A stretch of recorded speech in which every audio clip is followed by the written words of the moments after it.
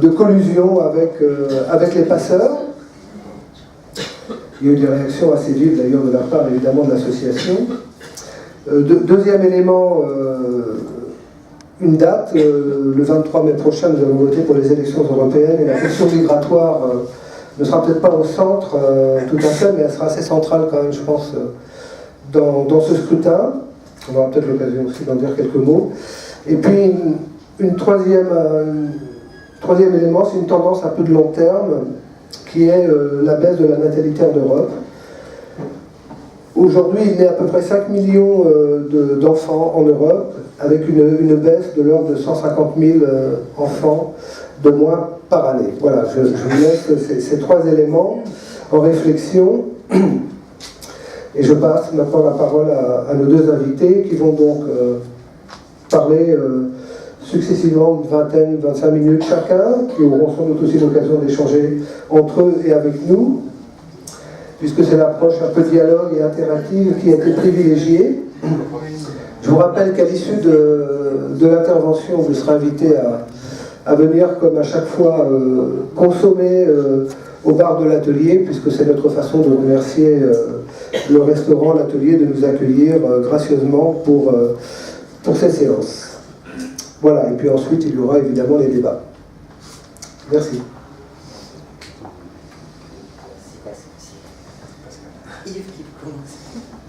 Merci beaucoup pour cette invitation.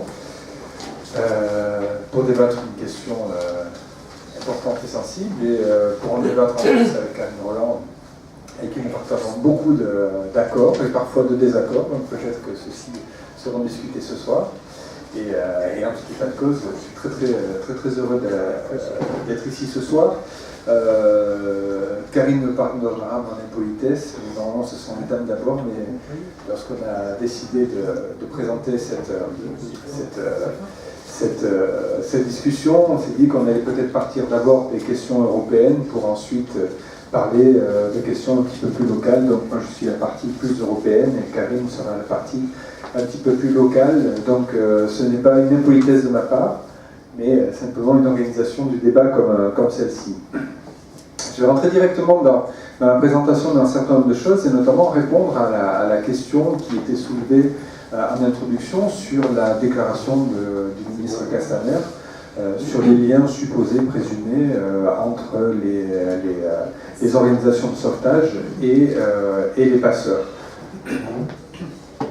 Il se trouve que dans le cadre d'un projet que je mène qui s'appelle Migration de questions, qui est un projet qui récolte des questions de citoyens et on y répond sur la base de courtes vidéos de moins de 3 minutes. Et les réponses sont apportées par des spécialistes, des experts, des universitaires. Et très rapidement, la question des liens entre les passeurs et les ONG est arrivée dans la boîte mail qui récolte les questions. Et on s'est dit, tiens, voilà une question très intéressante, qui mérite d'être creusée. Et il se trouve qu'à Nantes, on a un spécialiste du droit de la mer qui s'appelle Patrick Chaumette. Et donc j'ai appelé Patrick Chaumette et je lui ai dit, écoutez, on a cette question des liens qui existeraient entre les ONG et les passeurs. Et est-ce que vous voudriez bien réaliser une vidéo qui explique s'il existe des liens ou pas? Eh bien, Patrick Chaumette, dans le cadre de sa vidéo, que je vous invite à aller voir, en 3 minutes, explique très clairement qu'il n'y a pas de lien entre les ONG et les passeurs. Alors, ce que dit Patrick Chaumette est en plus corroboré par toute une série de faits, et parfois les faits sont têtus, mais la justice italienne a cherché par tous les moyens à prouver les liens entre les ONG et les trafiquants, qui manifestement n'y est jamais parvenu. Donc, on peut aujourd'hui raisonnablement répondre que des liens entre les ONG et les passeurs, comme le dit Patrick Chaumette, il n'y en a pas. Ensuite, que des personnes se sont retrouvées en contact de passeurs, c'est possible, mais ça n'est pas un lien en tant que tel.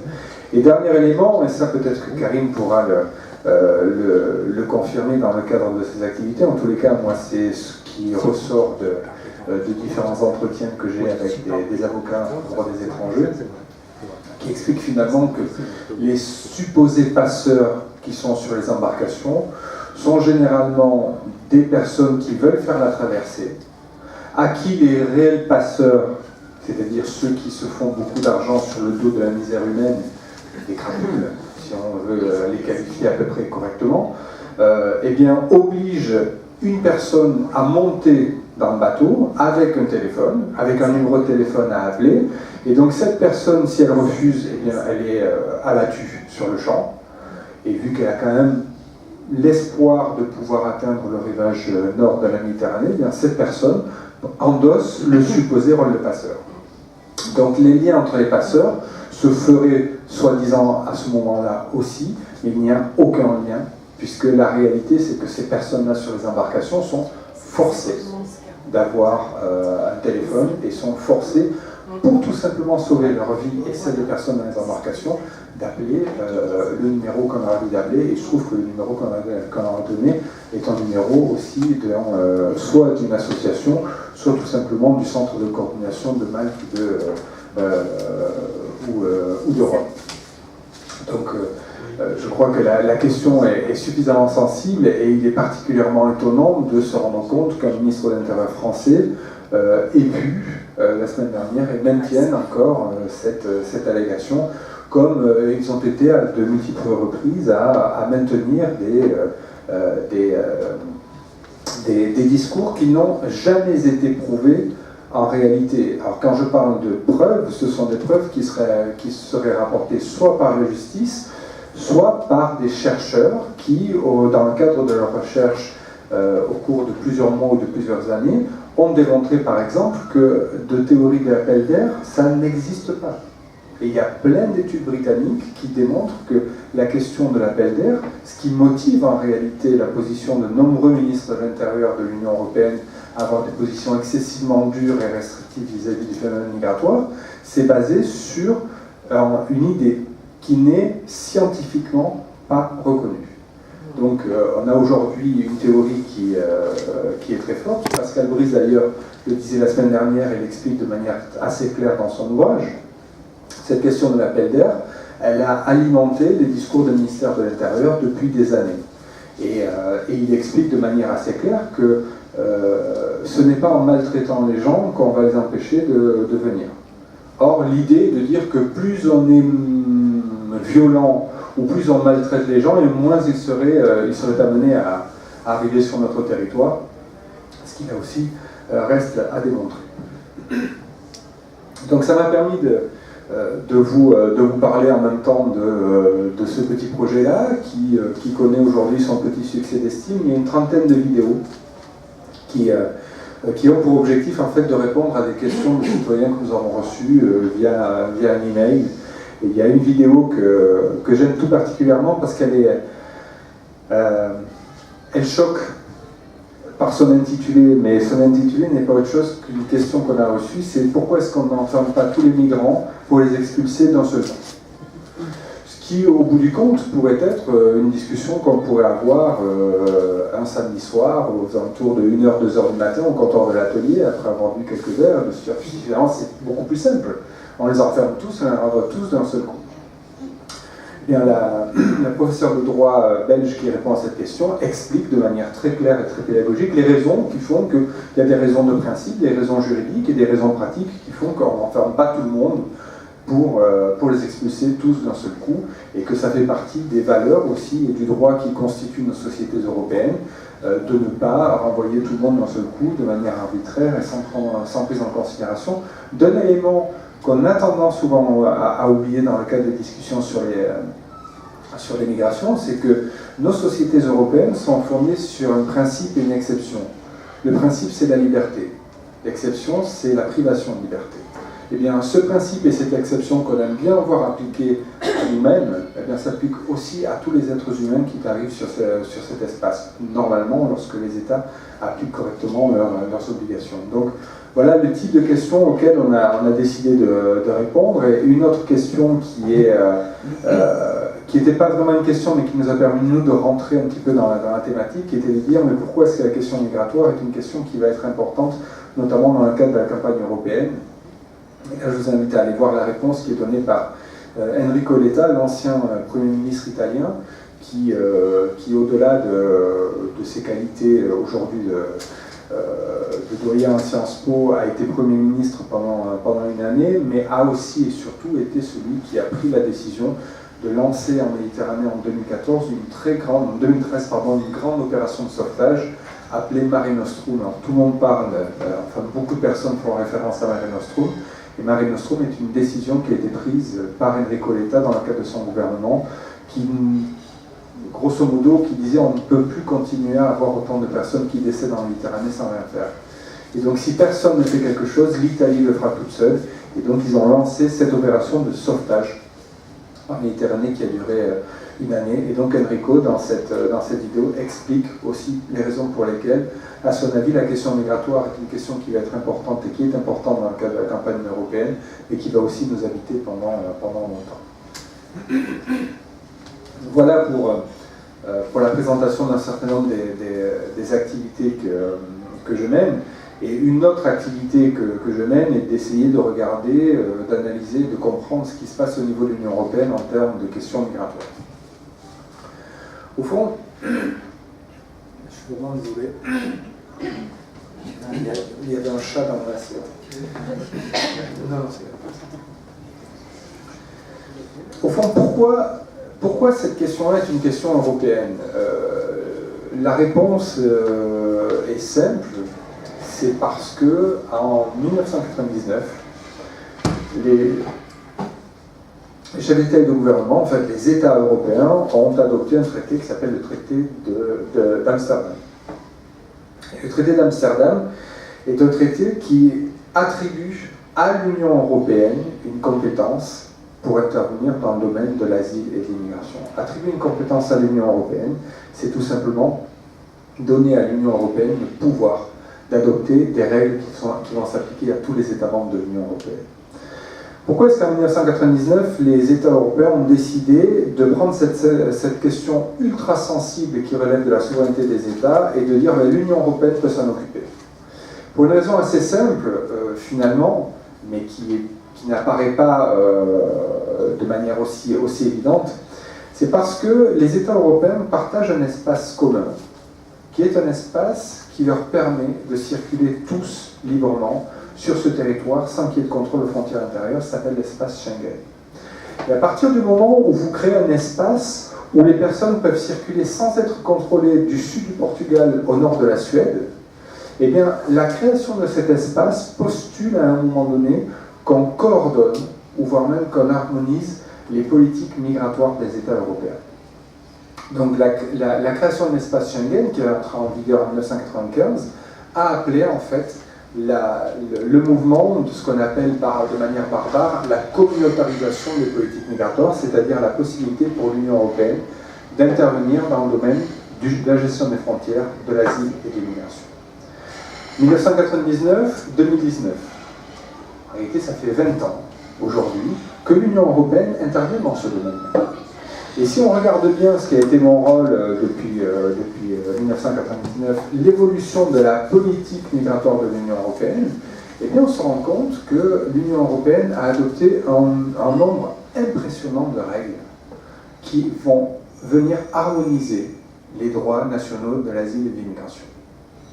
C'est-à-dire que l'Union européenne a vraiment eu une action législative très importante dans ce domaine-là.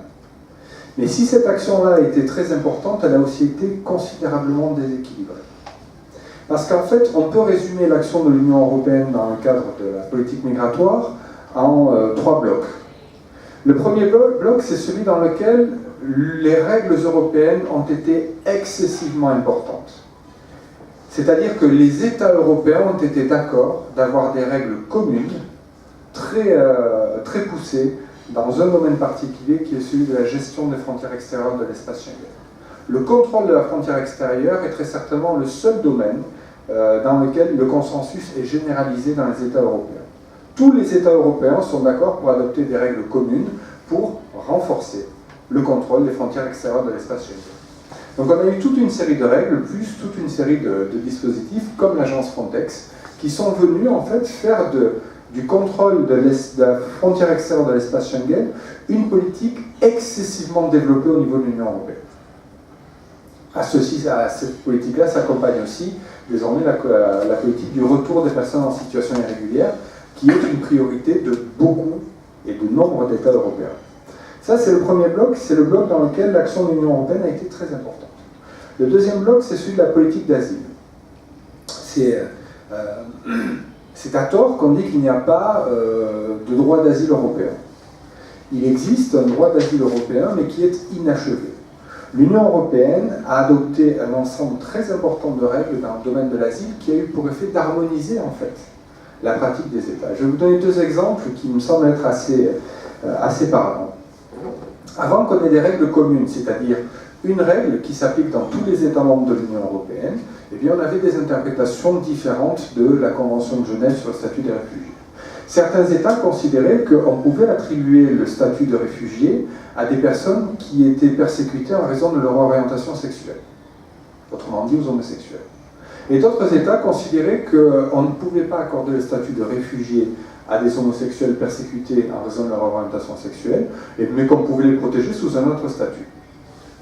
Les États européens se sont mis d'accord pour considérer qu'à partir du moment où la règle européenne a été adoptée, ce qu'on appelle une directive qualification, eh bien tous les États européens considèrent aujourd'hui dans leur droit que les personnes qui sont persécutées en raison de leur orientation sexuelle tombent dans la catégorie des personnes qui sont protégées au titre de l'asile.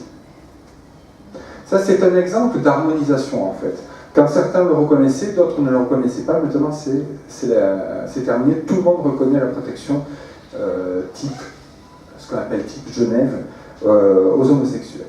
Un autre exemple pour illustrer ce propos, c'est de considérer que pendant longtemps, il y avait des États qui considéraient que pour que la persécution donne droit à une protection de réfugiés, il fallait que cette persécution soit le fait d'agents publics, la police ou l'armée. Et que les persécutions qui étaient des persécutions qui relevaient d'agents privés, des milices par exemple qui opéraient avec l'accord d'un gouvernement, eh bien ça ne suffisait pas à ouvrir une protection au titre du droit d'asile. Désormais, tous les États européens reconnaissent que ce qu'on appelle les agents de persécution, ceux qui persécutent, qu'ils soient publics ou privés, peu importe. Les agents de persécution peuvent être publics et ou privés. Si on est persécuté pour les motifs de la Convention de Genève, eh bien, on a droit à une protection de type de réfugié. Et c'est comme ça, en réalité, que sur l'espace européen, on a réussi à harmoniser les règles européennes. Le problème qu'on a aujourd'hui par rapport à l'asile européen, c'est que malgré ce niveau d'harmonisation qui est élevé, il reste encore des différences et des divergences très importantes entre les États. Ce qui veut dire qu'on est à la moitié du chemin, on est au milieu du gué.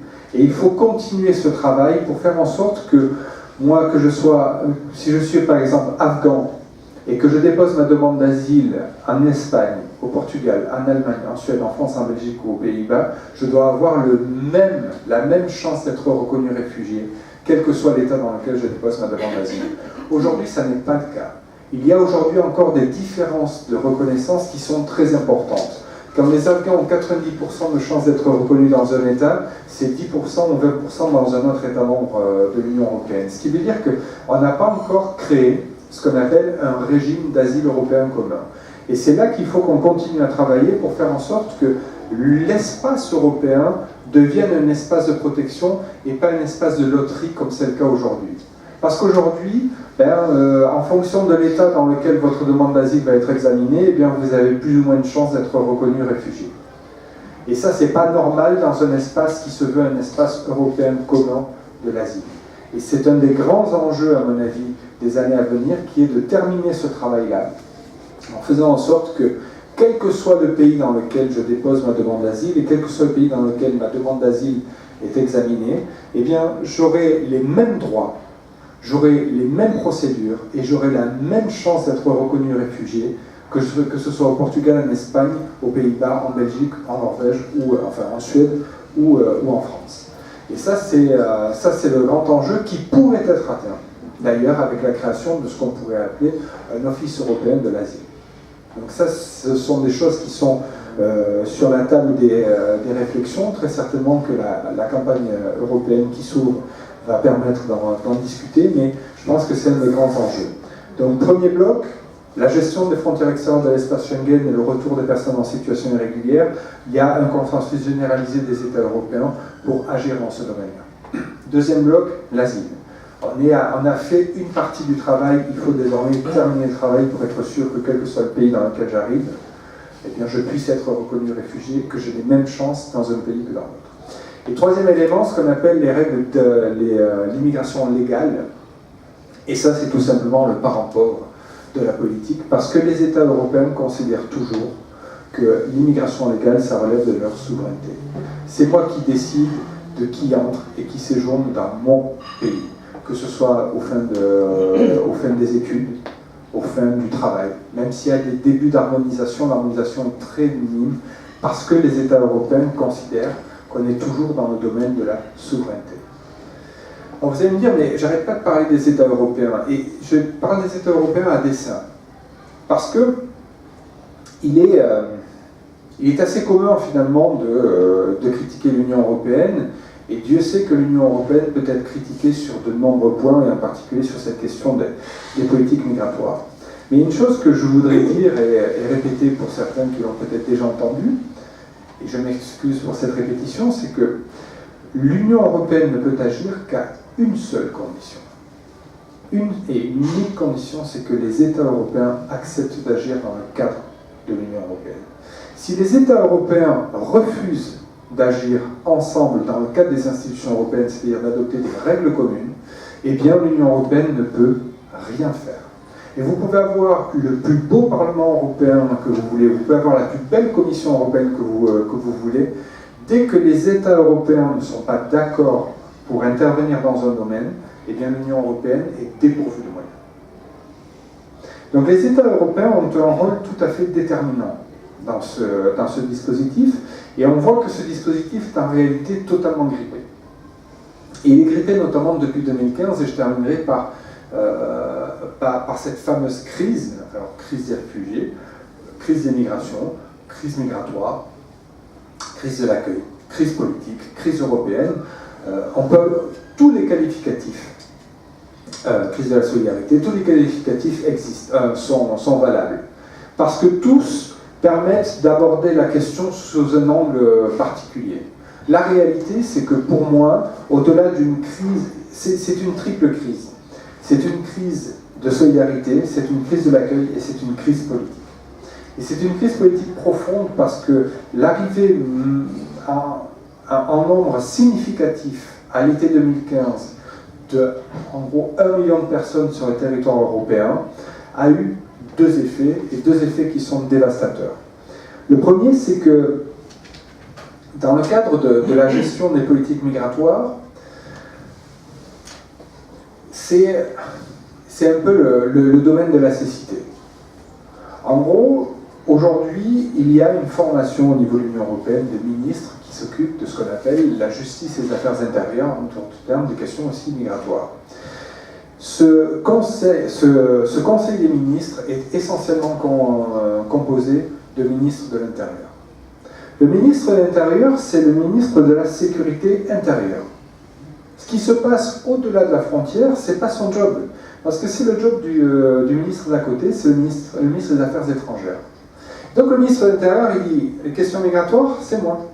Toi, ministre des Affaires étrangères, tu as un autre dossier, mais les questions migratoires, c'est surtout pas toi.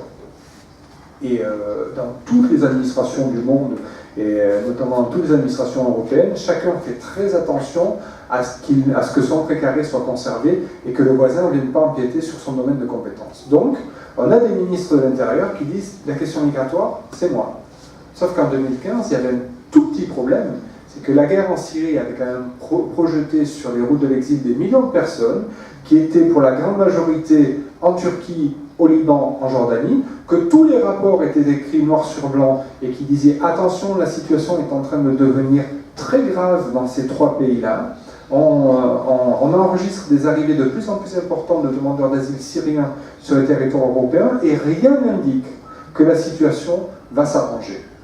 Mais évidemment, ces rapports, qui étaient des rapports des Nations Unies, du Programme alimentaire mondial et y compris de l'agence Frontex, quand on a un rapport qui arrive comme ça sur le bureau des services du ministère de l'Intérieur, généralement, on dit ouais, c'est de l'autre côté de la frontière, c'est pas grave.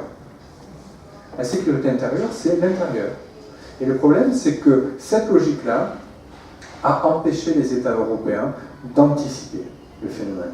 Et quand le phénomène est arrivé, quand 1 million de personnes se sont présentées sur le territoire européen, eh bien ça a été une réaction. Ça n'a pas été une action. Une action, c'est penser, c'est réfléchir, c'est évaluer, et on décide de mettre en œuvre un ensemble de mesures. Là, on a réagi et on a mal réagi. On a réagi un petit peu dans tous les sens, et on a cherché à réagir en forçant un certain nombre d'États membres, d'où l'importance des États, notamment à accueillir des demandeurs d'asile.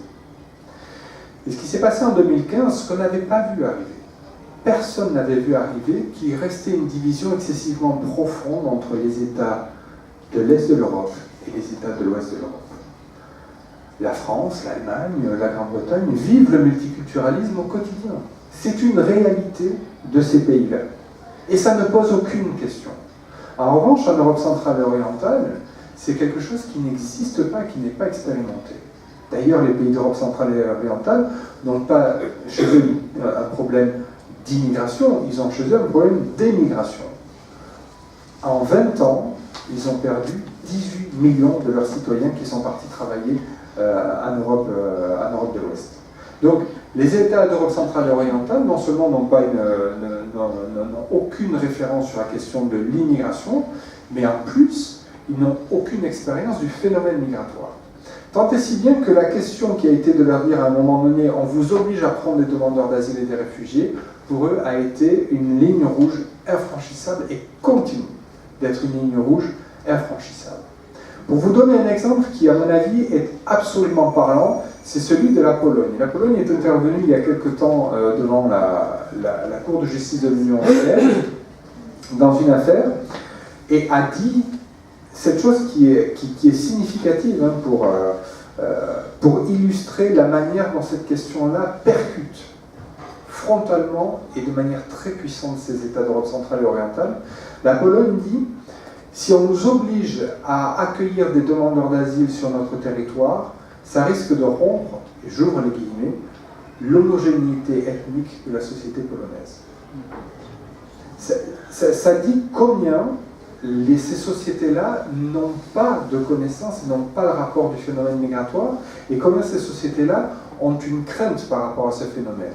Et le problème, c'est que ce phénomène, en plus, est totalement embrasé par des dirigeants politiques, et là on peut évidemment citer Viktor Orban, qui jettent, c'est pas de l'huile, c'est des camions d'huile sur un brasier, et qui se font élire sur des considérations de crainte. Et le problème, c'est qu'au niveau politique, on est arrivé aujourd'hui à des positions qui sont quasiment irréconciliables.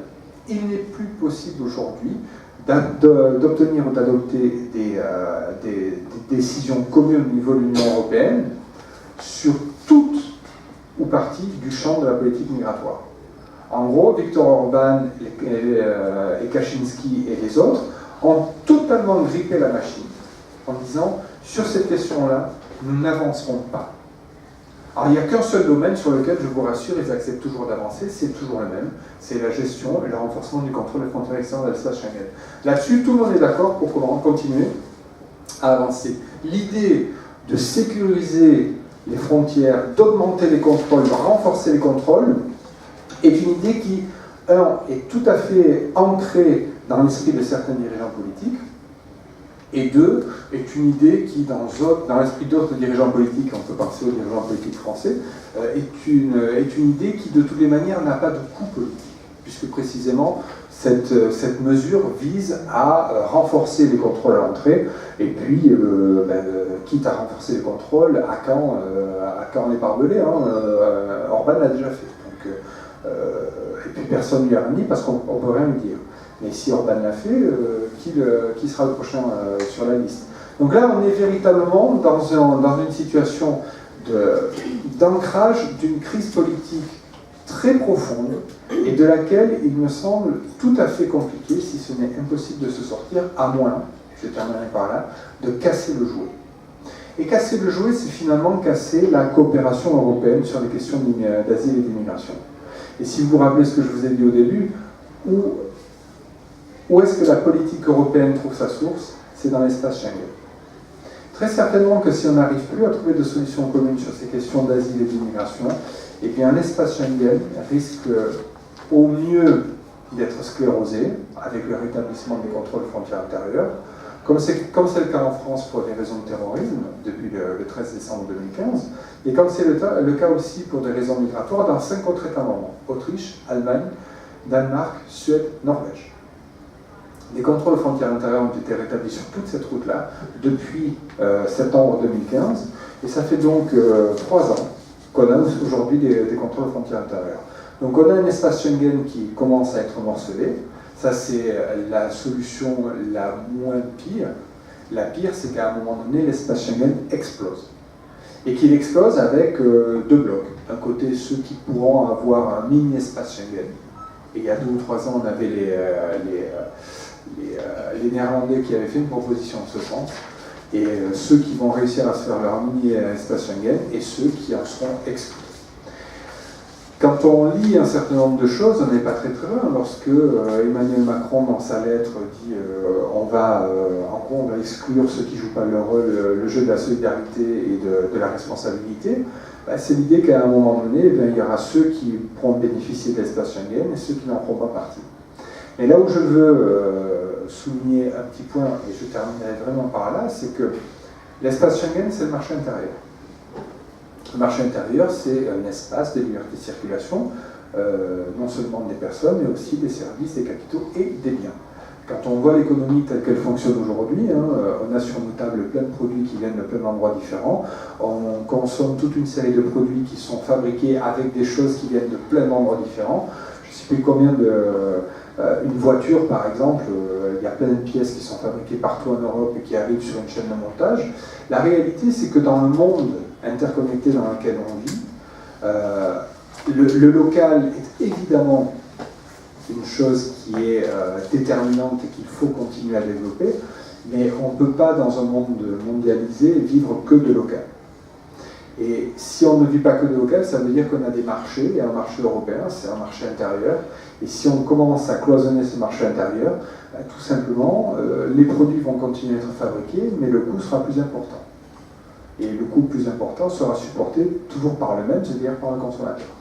C'est-à-dire que ce qu'a réussi à créer Schengen, c'est non seulement une interpénétration, une interconnexion sans équivalent entre les personnes au niveau de l'Union européenne, mais aussi une interpénétration, une interconnexion entre les économies qui est excessivement poussée et qui est beaucoup plus poussée que ce qu'on imagine à l'heure actuelle.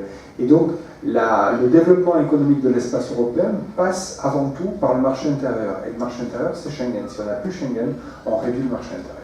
Je termine.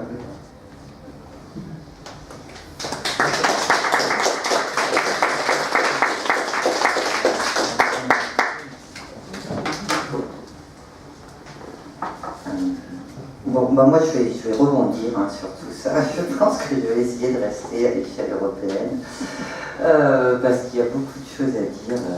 Donc, bon, comme ça a été dit, moi je suis médecin généraliste à Nantes, responsable d'un programme ici à Médecins du Monde d'accompagnement à la santé des personnes.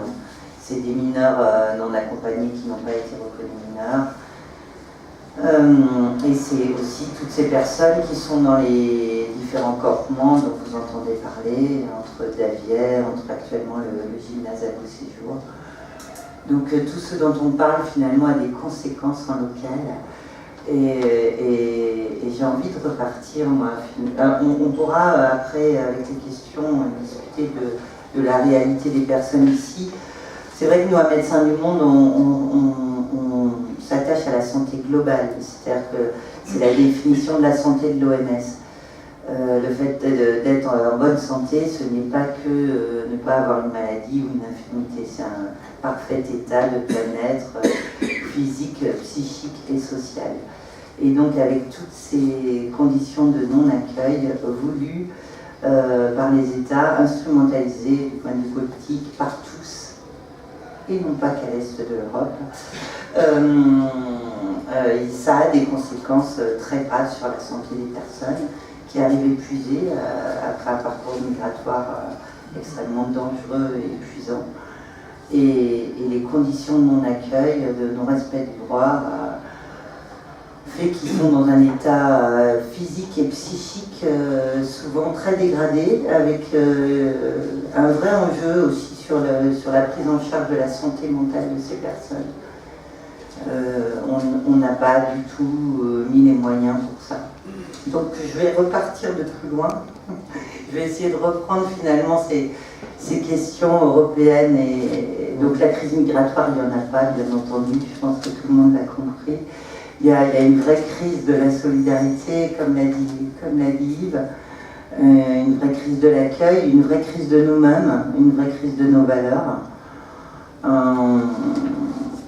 Quelque part, l'Union européenne s'était construite quand même dans une logique d'être garante de la paix, sur des valeurs communes, des valeurs communes sur lesquelles l'Europe s'est construite. C'est la solidarité entre États membres, c'est la liberté de circulation des personnes, et c'est le respect des conventions internationales dans le cadre de la Cour européenne des droits de l'homme. Et finalement, sur ces trois sujets, on s'est noyé.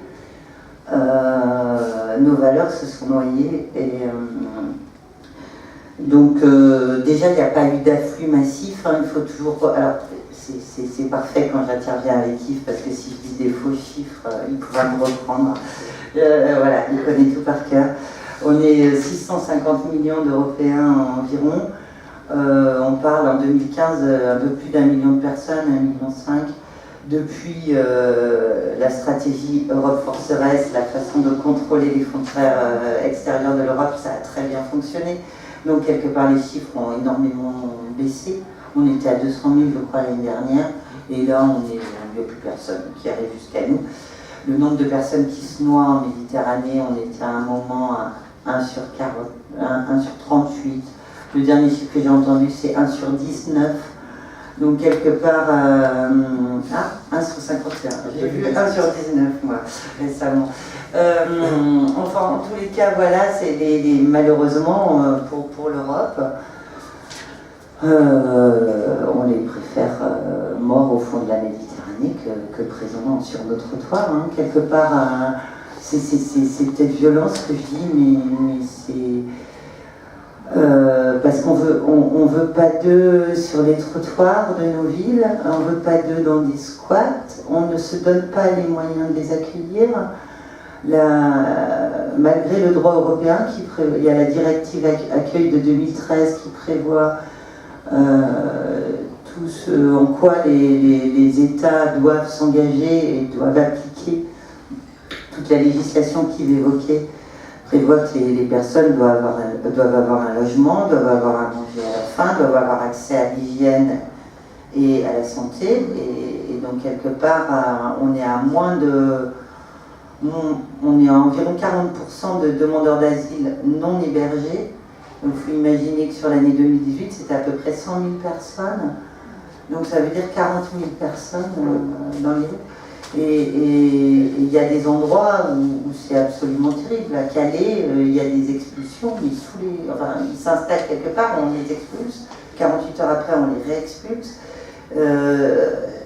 Donc, quelque part, même la reconduite dans leur pays, tel que, effectivement, certains voudraient qu'on le fasse, il y a aussi beaucoup de législation internationale, il faut des accords de réadmission. Donc, quelque part, il y a très peu de renvois. On le fait de façon symbolique, quelques Soudanais. Alors, on a des accords de renvoi avec l'Albanie, avec la Géorgie. Et il y a beaucoup de renvois aussi à Mayotte. Donc, quelque part, les gens sont renvoyés et puis le lendemain, ils reviennent. Enfin, donc, c'est comme ça qu'on fait des chiffres de renvoi qui augmentent, mais en fait, dans les faits, ils sont là. Ils sont là sur le territoire européen. Et personne ne veut d'eux. Et j'ai un petit point de désaccord avec Yves là-dessus. Je pense qu'il y a effectivement une fracture forte entre l'Europe de l'Ouest et l'Europe de l'Est. Le groupe de Visegrad, incarné par la Hongrie, la Pologne et tous ces pays de l'Est, est dans une logique très dure de fermeture et de non-accueil. Mais on a un glissement très très fort de toute façon en France aussi. Enfin, vous voyez, La façon dont on a fermé, par exemple, les frontières avec l'Italie. Ils étaient contents de dire qu'on avait fait 100 000 renvois vers l'Italie en 2018. Alors, soi-disant, pour lutter contre le terrorisme. On s'est servi de ça. Mais enfin, toutes les personnes qui vivent dans les zones frontalières savent très bien que c'est des migrants qu'on cherche dans les coffres des voitures, dans les trains. C'est de la chasse aux noirs, c'est aussi une expression un peu provocante, mais les gens qui le vivent au quotidien l'observent. Voilà, c'est comme ça, on cherche les migrants pour les renvoyer. Et donc, quelque part, une fois que les gens sont sur... Alors, ils ont créé en plus une frontière à 30 km. Quelque part, on n'est ni en France ni en Italie, ce qui leur permet de renvoyer les gens, ce qui est quand même un concept assez déroutant en soi. Et donc, quelque part, les gens qui militent à la frontière demandent juste qu'à ce que le droit des personnes soit respecté. Ils aimeraient que les personnes puissent accéder à la ville suivante pour pouvoir déposer une demande d'asile, tout simplement. Et les gens en sont empêchés, on les renvoie en Italie. C'est pareil pour les mineurs. Quand ils veulent pouvoir se faire protéger par la protection de l'enfance, ben on barre leur date de naissance et on fait comme s'ils avaient 18 ans au lieu d'en avoir 16. Ça a été prouvé, le préfet des Alpes-Maritimes a été condamné à plusieurs reprises. Enfin, tout ça, ça a été démontré par les ONG, acté, prouvé. Donc il y a vraiment quelque part cette route vers l'Europe est la plus dangereuse au monde. L'ONU régulièrement interpelle les États européens en disant que la façon dont les choses se passent en Libye, la façon dont on a décidé aussi de ne plus faire de sauvetage en mer, là récemment, on parle des ONG, c'est épouvantable ce qu'a dit notre ministre de l'Intérieur, parce qu'effectivement il n'y a aucune collusion, Yves l'a bien décrit, mais il y avait eu aussi beaucoup de sauvetage de fait par l'Union européenne. Il y avait eu Mare Nostrum, bien entendu, lancé par les Italiens, mais au bout d'un moment les Italiens ont dit stop. Et enfin, on ne peut pas porter ça tout seul. Donc, il y a eu Sophia, il y a eu Poséidon. Enfin, c'est des chiffres bien plus élevés. C'est quoi? C'est toi qui connais les chiffres là-dessus. C'est 636 000 personnes dans le cadre de ces opérations de sauvetage. Et là, comme par magie, enfin, par consensus, ils décident de ne plus faire de sauvetage. Et donc, avant, ça dépendait du Cross de Rome. Maintenant, ils ont créé un cross en Libye, ils ont osé ça quand même. Et quelque part, on fournit des bateaux aux Libyens, on forme soi-disant les gardes-côtes libyens, et là, pour le coup, là, il y a une collusion avec les passeurs est terrible. Donc les gens qu'on croise, ils ont essayé plusieurs fois. Maintenant, je pose la question, moi, à mes patients. T'as essayé combien de fois le bateau? Ils disent 2 fois, 3 fois, 4 fois. T'as essayé combien de fois de passer la frontière italienne? Ils répondent 10 fois. Donc quelque part, c'est comme ça que le nombre de morts augmente. Et donc cette chose-là est vraiment, pour moi, quelque chose de très grave pour nous, Européens, pour nous, Français. Parce qu'on a été quand même longtemps aussi capable d'aller donner des leçons un peu partout dans le monde sur les droits de l'homme. Quelque part, quand on crée cette Europe forteresse, quand on ne fait pas la solidarité entre États membres, parce que c'est pareil, les relocalisations par rapport au pays d'accueil, la France n'était pas exemplaire du tout. Hein. On a relocalisé 3 à 8 000 personnes alors qu'on en avait promis 30. Donc finalement, personne n'a joué le jeu ni de la solidarité européenne, personne ne veut jouer le jeu du respect des droits humains fondamentaux, parce qu'on a signé la Convention de Genève, on est censé respecter la Déclaration des droits de l'homme, la Déclaration des droits de l'enfant. Les dérives qu'il y a actuellement pour la protection des mineurs non accompagnés sont absolument épouvantables, avec la loi Colomb qui prévoit le fichage des mineurs. Là, ça va se mettre en place. Donc quelque part, il y a quelque chose qui glisse très fortement. Et donc ça a commencé à glisser en Europe, vraiment. Alors on a un système qui fonctionne à la majorité, souvent à l'échelle de l'Europe. Donc moi, je me rappelle d'un débat auquel il m'avait convié il y a plus d'un an ou un an et demi, je ne sais plus, en discutant avec des députés européens, ils le disent eux-mêmes, ils disent on est obligé de trouver des compromis avec les Hongrois. Donc quelque part, ben non, enfin on est peut-être obligé, nous, de défendre les valeurs auxquelles on croyait croire. Enfin, il y a un moment où on a trouvé des compromis avec les Hongrois, avec ce fameux groupe de Visegrad, et toute l'externalisation des frontières, tout ce qui est prévu, qui sort tous les jours, il y a eu un article hier encore là-dessus, le renforcement de Frontex pour faire des contrôles au-delà des frontières extérieures de l'Europe, ça y est, on y est. Donc quelque part, la ligne dure Orban-Salvini, nous, quelque part, on l'a rallié. Et on n'a pas été exemplaire, à aucun moment, de cette fameuse crise migratoire. À aucun moment, la France n'a dit refugees welcome, comme d'autres ont pu le faire. Pour vous donner quand même un ordre de grandeur, 2015-2016, les Allemands protègent 600 000 personnes. Nous, on en protège 60 000. C'est de 1 à 10. Et on voit bien comment... Donc quelque part, le migrant, l'exilé, le demandeur d'asile, le réfugié, est une figure, c'est l'autre. C'est l'autre qu'on doit pouvoir montrer du doigt. Et il a un rôle politique. Et cette instrumentalisation politique n'est plus du tout l'apanage des partis très à droite. C'est instrumentalisé par tous maintenant. Quelque part, on nous dit qu'on a une réalité qui fait qu'on est obligé de transiger avec les droits humains fondamentaux. Et on a un défenseur des droits, Jacques Toubon, qui régulièrement est obligé de rappeler que les droits humains fondamentaux, c'est pas quelque chose qu'on doit confronter à une réalité et qu'on doit adapter. Soit on les respecte, soit on les respecte pas. Et les droits humains fondamentaux ne sont pas dans l'éther sur une étagère, comme il disait quand il a été auditionné à l'Assemblée pour la loi Crollo. Donc quelque part, cette Europe est en crise, en réelle crise, en crise politique. La France est en crise politique aussi, très forte.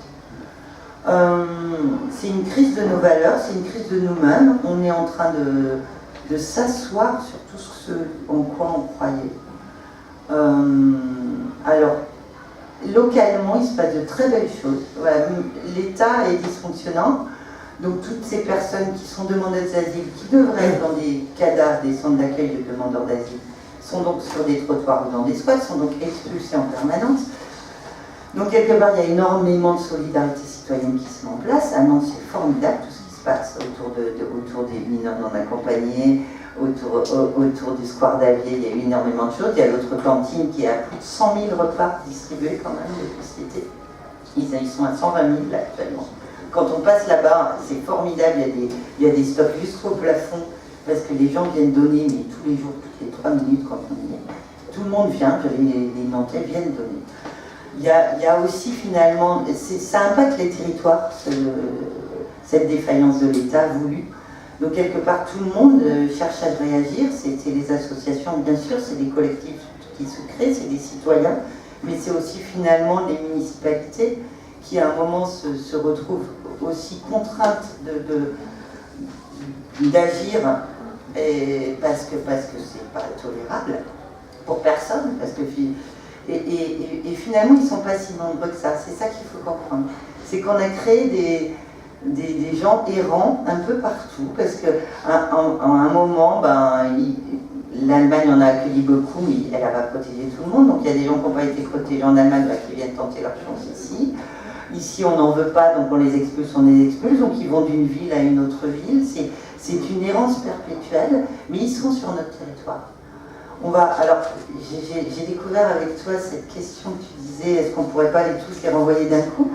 Ce qui est formidable, par exemple, c'est qu'il y a des gens qui réfléchissent, mais partout dans le monde maintenant, parce que, bien entendu, les murs s'érigent partout sur la planète, on n'a jamais eu autant de murs.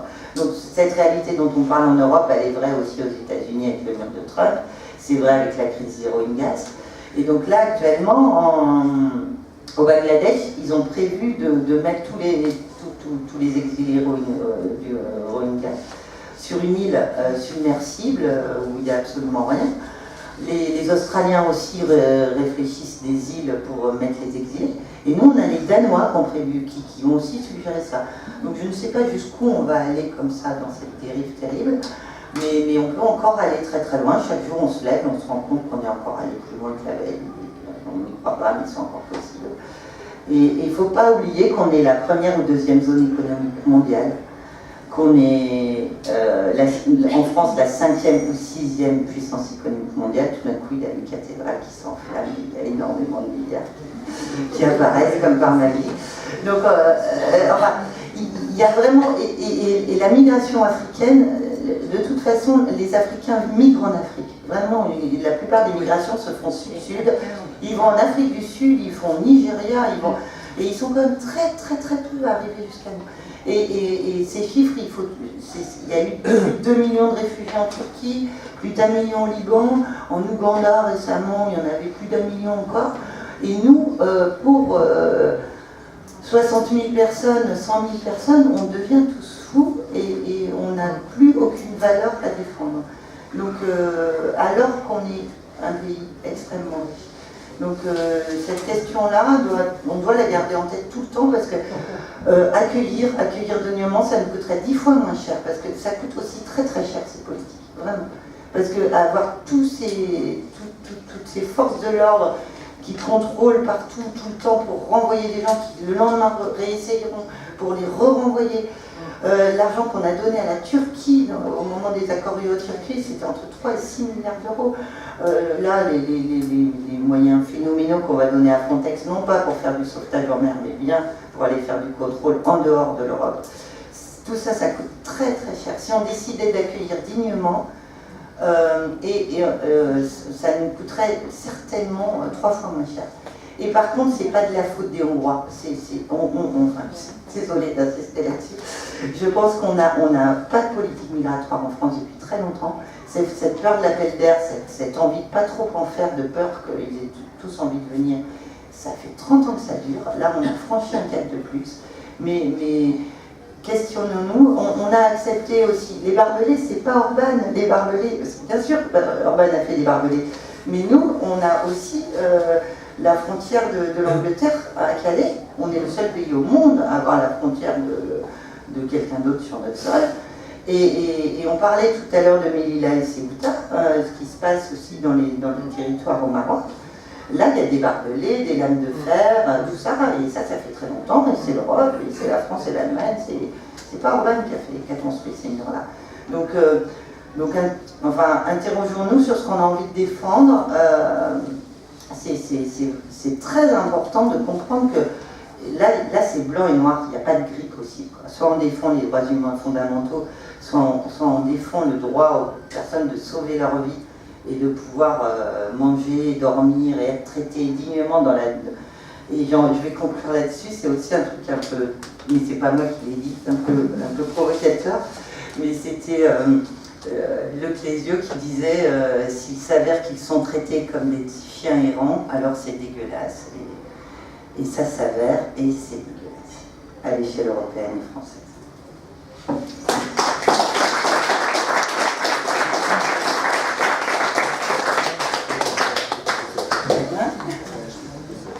Bon, après ces deux interventions très, très riches, hein, vraiment très très intéressantes, qui posent tout un tas de questions, on va faire une petite pause d'un quart d'heure.